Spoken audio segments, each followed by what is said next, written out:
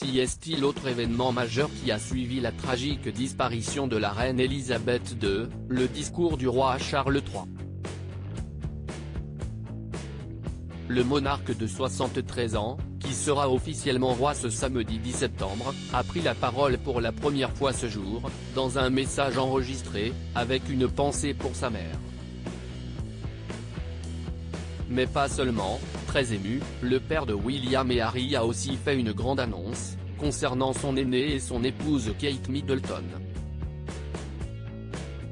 En effet, les ducs et duchesses de Cambridge sont devenus ducs et duchesses de Cornouailles, mais pas seulement, ils sont désormais princes et princesses de Galles.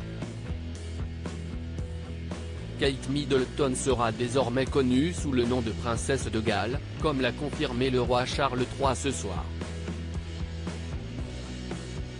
La duchesse de Cornouailles, ex de Cambridge, est le premier membre de la famille royale à détenir ce titre depuis sa belle-mère, la regrettée Lady Diana.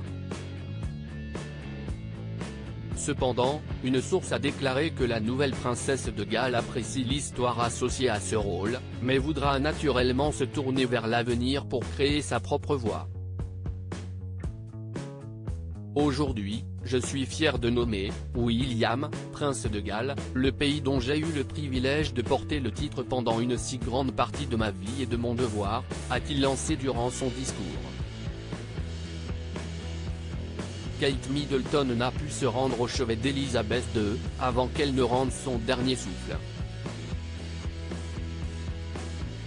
La mère de George, Charlotte et Louis est restée à Windsor près des enfants.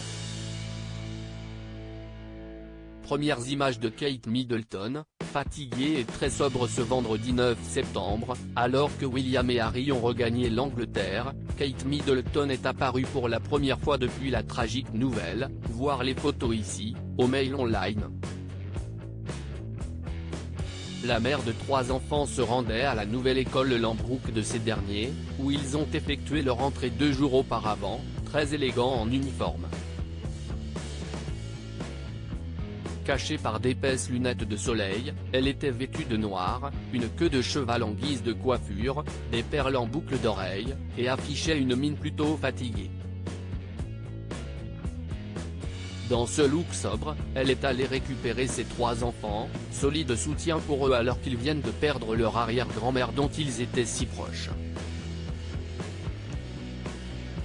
Si elle n'a pas été présente sur place à Balmoral, il est certain que l'épouse du prince William a dû l'épauler à distance, dans cette nouvelle épreuve.